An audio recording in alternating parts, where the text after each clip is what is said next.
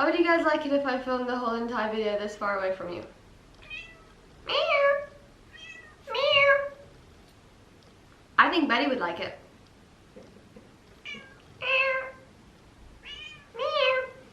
Okay, Betty needs a bit of love actually right now, so one sec. Anyway, I have water, which I was going to say this is like out of the norm. It kind of is. At the moment I don't drink enough water at all, and I'm very aware of that. I feel really dehydrated. One time I was so dehydrated I was put onto a drip, and you'd think, Sophie, maybe you should drink more water. No. Thing is, actually I used to have that like litre bottle of water, and then I don't know where it went, and then I found it the other day and I was like, oh, that's been sat there for a while. I don't want to clean that out. You know when you have like a smelly old water bottle and like you have to like deep cleanse it in like a big bottle of like a big tub of water with stuff, and you're like, I don't want to do that, so I'm not going to do that. I do have a cup of tea as well. The last time I filmed a video, I tried to film this yesterday, but then I got interrupted by my boyfriend. Not good enough, is it? I did like a questionnaire thing on Instagram because I am an Instagram baddie. If you didn't realize that about me, I am an Instagram queen. I think I am. I did like a questionnaire thing, and I was like, what do you guys want to see from me? And the main ones, listen here, was schoolwork, which would honestly make me want to die more than usual if I had to fully plunge in and indulge in schoolwork 24/7. I will talk about it one day maybe. I think I've gaslit the internet into like believing that I'm a different person, because number one, I fucking hate school. Actually, I hate it. I don't do it. When I tell you I don't do it, I mean I don't do it. Numero uno, dos, number two, was everyone wanted to see me doing baking. As in cakes, bitch, not anything inappropriate. I actually will do baking videos, but not today, because I need to be in like a mood where I want to bake. I don't know what type of baking things you'd want to see, but honestly, I don't think I have it in me to be like a book YouTuber. I don't have it in me. I love reading, but I'm in a massive reading slump. And when I'm in a slump, I mean it goes on for months. It will last like half of the year, and then all of a sudden I'll read about 20 books in 1 month, and I get overwhelmed. And because I don't pace myself, I hate reading again. So I have a weird relationship with reading. And then the other thing people wanted to see was just vlogs, which I will do also. But then the other thing people wanted to see was me talk about my illnesses and stuff. And I thought, I'm in quite a chit-chatting mood today, so let's talk about chronic illnesses and all that jazz. Yeah, you don't have a choice. Even if you're not chronically ill, you have to watch this. Sorry.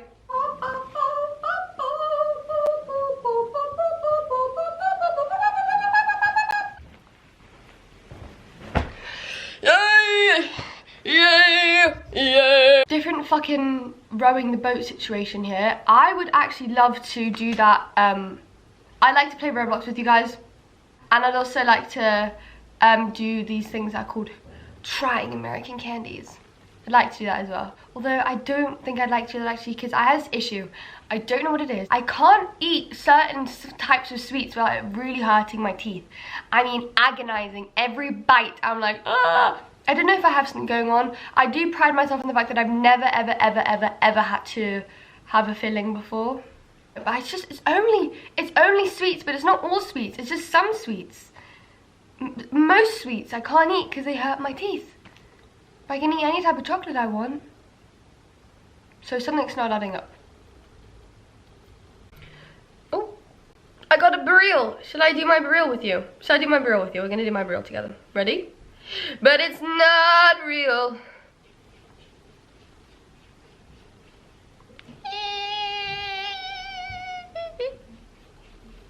Also guys, did you see that I put on loads of jewelry today? I'm feeling like little 16-year-old Sophie who used to like literally choke herself with necklaces. I think you're on a slant. Oh well. I was going to talk about lots of multiple different illnesses. I have over 18. Some of those are mental illnesses, which I know are fucking crazy. Bitches are still mentally ill. It's 2023. Come on. I was going to talk about lots of different things, but I decided I only really want to talk about endometriosis because that is my most passionate disorder that I enjoy talking about. Yeah, I'm a very complex girl. 18 illnesses and conditions to deal with on a day-to-day basis is very overwhelming for me, but I figured we could talk about one of them, and that one will be endometriosis because it's my least favorite. So if you don't know what endometriosis is, there's a very high chance that you actually don't, because no one seems to know what this disorder is, considering the fact that it affects so many people. I think it's 1 in 10 women. I want to be a little bit more inclusive with the language that we're using today. I'm just going to use people who menstruate. It's not that deep at the end of the day. I don't know why bitches literally shit themselves. They're like, actually, it's a woman. Shut the fuck up. Anyway, people who menstruate, it's like 1 in 10 people who menstruate have endometriosis, which is crazy. It's a very common disorder, yet I think it's severely underdiagnosed.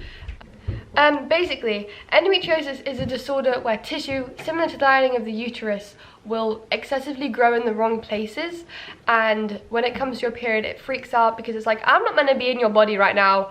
Where am I supposed to go? I don't have anywhere to go. So instead of exiting your body, it just sheds inside of you, and it is agonizing. I think it's one of the most painful diseases you can have.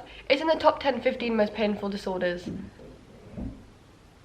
And it lives up to that name, bitch. It's agonizing. I've ended up in hospital multiple times with it, on drips. I've had 3 surgeries for it. I'm due to have another one. I have stage 3 endometriosis on my pouch of Douglas and my bowel. And basically the pouch of Douglas is like the back end of it, like the bottom end of your uterus, and I burped. Sorry.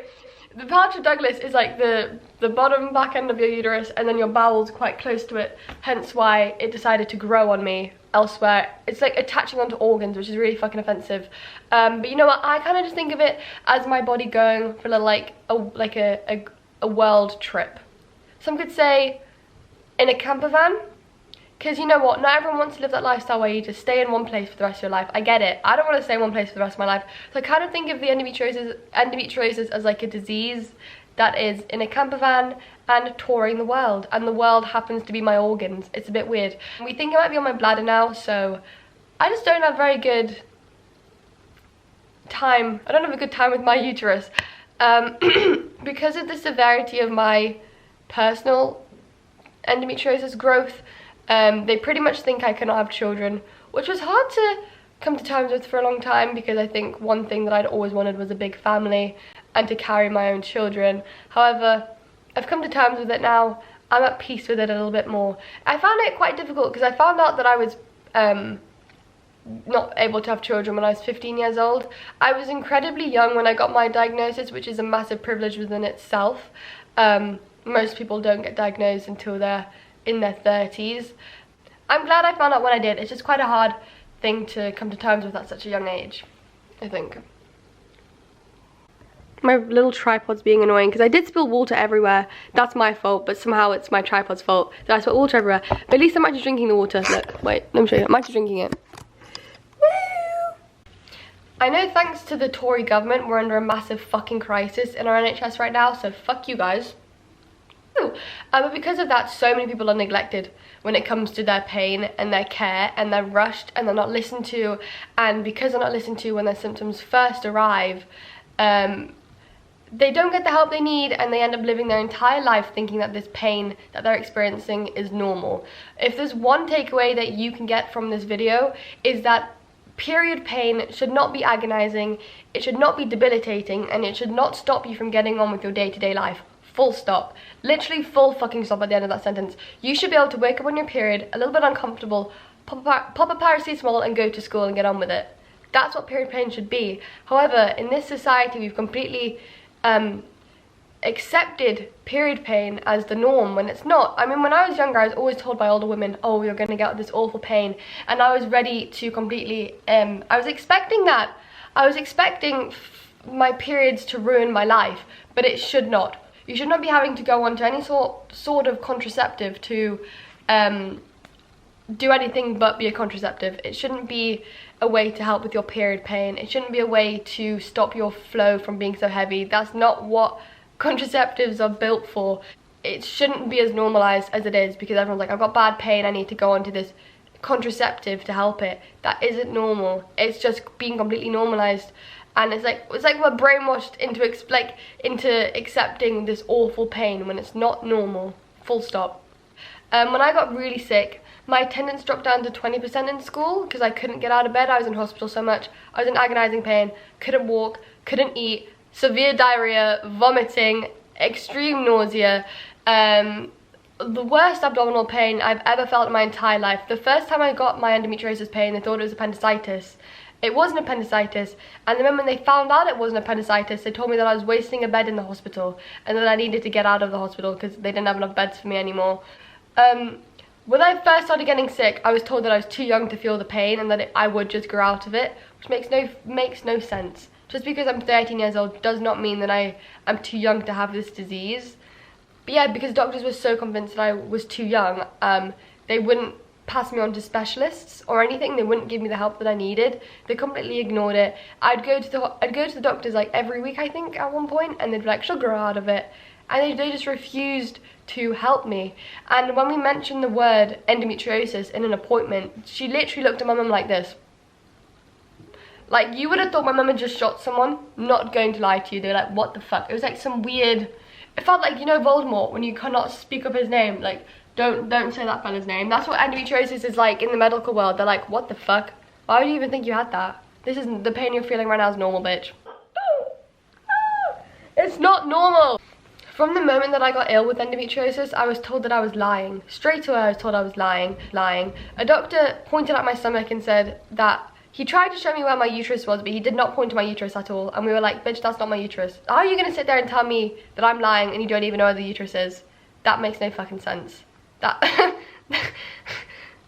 made me giggle. My mum told him off. She was like, that's not even... What are you pointing to? That's not her uterus right now, babe. That's a different organ. It was quite funny, but I was completely neglected by doctors. I was told I was lying the whole entire time. Told I was too young to understand my body yet, which that's not true. You're never too young to understand what's going on. You're the only one that understands this pain right now, and it's freaky how doctors are convinced that they're in your body and they understand how you're feeling, because they don't and they never will. However, they will manipulate you and gaslight you into believing that you're lying and that you're fucking insane for even asking for help. Even though that's what they're there to do. They're there to help you. But they love not doing that. It's weird. I was almost told at one point that I was sick enough to go into a school that's in hospital. So you literally are in the hospital, you go to school in hospital, because I was that ill. Yet I was still being told by doctors that I wasn't ill. I don't get it. I don't understand it. I don't understand the logic here. I'm like, how the fuck do you go to medical school for this long? And you're looking at me like, she's lying, however, you're really ill right now. It doesn't make any sense. The logic isn't there, babe. I'm confused as to where the logic is here. I can't find it. I'm actually... Bitches are dumb. Sorry, but some of them are really fucking dumb. I definitely don't think that I want to get on the internet and talk about the severe trauma that I've experienced that's put me in therapy, but know that hospital has severely traumatized me, and I know that it also traumatizes so many other young people that will leave them, it'll impact them for the rest of their lives. And I feel like that isn't taken into consideration enough. The amount of doctors and nurses and the whole hospital experience and the service is a very traumatic thing to go through, and it's a very traumatic thing to grow up in. So I've been ill for practically 10 years now, and that's 10 years of thinking that the treatment that I was getting was okay for the longest time, because of course you're going to convince yourself that these are health professionals talking to you like this and doing things to you, and you're like, well, this must be normal then because they're health professionals, but it's not. And that really fucked with me for a long time, because when I was really little, being told by someone with a higher level of authority over me that I'm lying, of course I'm going to believe the doctor over myself. Why wouldn't I? He's the one that's the doctor here. I'm just a patient. Yeah, it's really difficult because you have to live with that every single day. And when I'm in pain, I don't look after myself very well because I was never looked after properly in the way that I needed to be in hospital. So now I don't really know how to look after myself either. And the service does a great job of making you feel like a burden for being there. And like you're undeserving of their care and their treatment. So of course you're going to be like that to yourself. You're going to reflect the only thing you know. So it was difficult because then it caused lots of mental health issues for me that I'm having to deal with now. I started getting, started becoming very mentally unwell when I was about 7 years old, because of hospital trauma, full stop. And now I and so many other young people are having to deal with that. And I feel like doctors, they don't take responsibility for it. They don't understand that once we leave the hospital, we have to now go home and deal with the way that we've been treated for the last however long we're in hospital for. Yeah, hospital shouldn't be like that. So many people have such intense anxiety around it, and I feel bad critiquing doctors because I know how great a lot of them are, but at times it was difficult for me to even believe there were nice doctors out there because I'd had so many awful ones, which I know a lot of people can relate to. My notifications are going crazy today. It's a new moon cycle tonight. My mum is going she's like turning into a witch. She's like got like a pot of water under her bed with salt in it, and she has crystals around it, and she just sent in a thing about the moon. She said we need to celebrate New Year's Eve tonight because it's when the ancient people did it. The ancient people also took part in incest, babe. So I feel like I went on a whole entire rant there, but it was necessary. I'm now going to take you through endometriosis symptoms and some ways that I found that helped me the most. Obviously everyone is very, very, very different, very unique experiences within their pain, and something that worked for me might not work for you, but I think it's important that we share, we help each other out here, right? So I'll bring you through the symptoms. This isn't me diagnosing you, however, if you have a lot of these, you might want to go talk to a doctor before it's too late. You're not going to die, but endometriosis can cause fertility issues, and it's best that you try and sort it out now rather than later. Now, the other reason it's really difficult to get diagnosed with this disease is because of how individual and unique everyone's symptoms are. So for me, my endo pain could last up to 4 weeks at a time, but for some people it only lasts a few days. So it's a very tricky thing to be diagnosed with because me and someone else, we do not present in the same way. Actually, you will never find someone who presents in the exact same way as you. These are the symptoms on Google, but I'll tell you my symptoms as well because Google only gives you about 5 symptoms and I've experienced a lot more than that. So the first one is agonizing pelvic pain, which is your lower abdomen area, and this pain can also go all the way around your back. It can go onto your hips, it can go onto your thighs, it can go throughout the entirety of your body, and it's agonizing pain. You cannot get on with your day-to-day life with the pain. So yeah, pelvic pain, lower back pain, thigh pain, hip pain, all the pain. You're gonna feel like some crazy old woman with your back pain, and you literally can't function as a human being with this pain. You shouldn't be on drugs like codeine and what's the other one, naproxen, to help your period pain. You shouldn't be. You should be able to pop a paracetamol and get on with your day. My family group chat is blowing up about this fucking moon. I don't know if I can say the word sex on this account. I don't know if I can say that. Pain during intercourse. That's awful.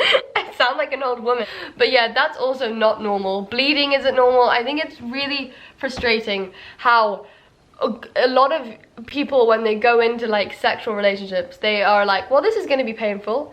And then they think that sex is a painful thing. It shouldn't be. You should be enjoying it. It shouldn't be something you dread. It shouldn't be something that's unenjoyable for you. It shouldn't be painful. No pain here, babe. You shouldn't be in pain, okay? That's all I'm saying. You shouldn't be in agonizing pain. Some people like pain. Sorry, this is very personal on that end of things. But if you don't want pain and you're getting pain, babe, that's not normal, right? Sorry, I don't know why I worded that so weirdly. Butthole cramps. I know you know what I'm talking about. The cramps in your booty when you're like this. That's not normal. You shouldn't be getting butthole cramps that bad and you're crying. It shouldn't be hurting when you're shitting. Your bowel movements shouldn't be altered when you're on your period. You shouldn't be like severe constipation, severe diarrhea, bleeding out your butt. Please don't do that. You might have hemorrhoids. If you have diarrhea or constipation and your bowel movements are getting fucked, your bowel's getting fucked right now, not a good sign. You shouldn't be passing out because of your period pain either. That's not normal. I hear so many young people telling me that they pass out because their period pain's that bad. Not normal. You should not be passing out because of period pain, bitch. We shouldn't be passing out anyway, okay, full stop, but period pain in specific right now, you should not be passing out because of that. That's no. You have a decrease in appetite. You can also have like a massive increase in appetite, but a lot of people have extreme nausea with it, so that's why I'm saying a decrease in appetite. For me, I personally have a massive decrease of food. Everything smells, make me feel like I'm gonna vomit, and then I do vomit, and intense nausea, all of that. It's a no-no. It's a no-no. Shouldn't be happening. Should not be happening. And also difficulty getting pregnant. A lot of people obviously won't find out about this symptom until they're older, which is why I'm quite thankful that I was diagnosed when I was so young, because now I do know that I won't get pregnant.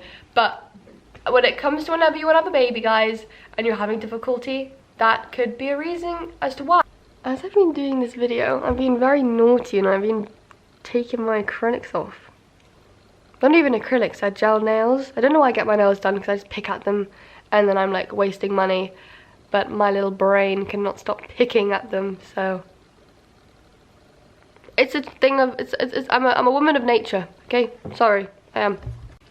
Another symptom I forgot is really heavy periods. When I was at my heaviest flow, I was wearing like 3 ultra heavy pads, 2 pairs of underwear to school, tights, and my mum would still have to come in and bring me spare underwear and spare pads and tights because I'd bleed through. Now, you don't have to be that heavy, but I was very heavy. If you're having to change your tampon very frequently, and it's a very regular thing, if your flow is so heavy that you can't go out and socialize with people and you're like, fuck, I can't go out because I'm too heavy. Not normal, bitch. Sorry, you're not normal. Yeah, that's that really. Shouldn't be like a fucking Niagara Falls. Niagara? I was gonna say Viagra, but I think that's like a hormone booster. I think that's what Viagra is. I don't know, I got Okay, so here are some things that I've personally found that help my pain when I'm in a flare-up, because as though I know your body needs rest, that's important. Okay, so after being crippled with this pain for 5 years of my life now, oh my god, it's been 5 years. What the fuck? That's crazy. I have found lots of different ways that help my pain along the way, and I thought it'd be rude of me not to show you how to help your pain a little bit.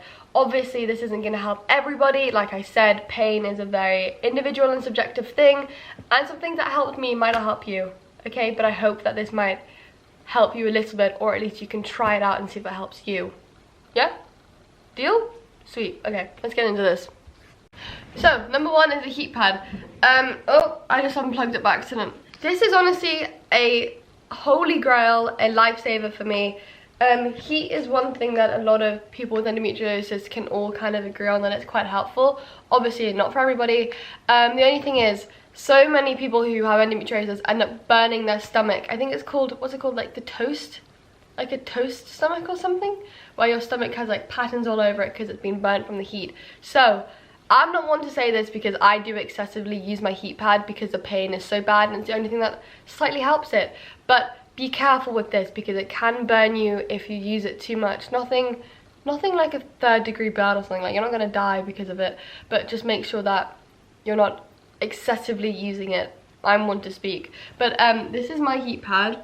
I go through quite a lot of them because obviously I'm in pain all the time, but they have a little button and you can alter the temperature of the heat pad. Honestly, an absolute lifesaver. I understand that these can be quite expensive, but I'd say that it's a great purchase to get if you have the ability to do that. It's a great purchase to make. It's like I'd say it's pretty worth your money if you're in a lot of pain every single day, and you'll thank yourself for it. You can find them at Argos. I mean, I'm in the UK, I don't know you can find them anywhere else. I'm sorry, I'm only speaking for myself. You can find them at Argos, Currys. You can find them at Amazon, probably other places too, but those are the only ones I know about. This one's from Amazon personally. This one's an Amazon purchase, although fuck, who's the dude? Who runs Amazon again? Jeff Bezos. Fuck Jeff Bezos, but thank you for your heat pad, I do appreciate it. Can't just sit in bed, unfortunately. You do have to get a little bit of movement. I'm not asking you to do like a fucking marathon, but I'm saying get out of bed, walk around, do a little bit of this, a little bit of stretching like this, get a little bit of walking in because you don't want to have absolutely no movement. However, do not excessively move around. Next thing I don't have on hand with me, but I'm just going to tell you that ice packs are great. If you don't have an ice pack, get some like frozen peas on you and put it where you're in pain. I don't know what it is about the ice, but ice really helps my pain for some reason. And most importantly is rest. Although it's hard because you're in so much pain, you need to learn to let yourself rest, and your pain will not be here forever. Although it feels like that right now, this flare-up will eventually end and you will feel a little bit better eventually. Although that might not be soon, but it will. Your time will arrive when you feel a little better. I do hope this video was helpful. I love you all very much, and yeah, I'm glad we got to talk about endo properly in depth, because I feel like I never have the chance to do that on TikTok. But I hope this video also wasn't too boring for you, and that you weren't like, fucking hell, I didn't want to hear any of that. But yeah, it was lovely talking to you, and I'll see you again soon, hopefully. Bye!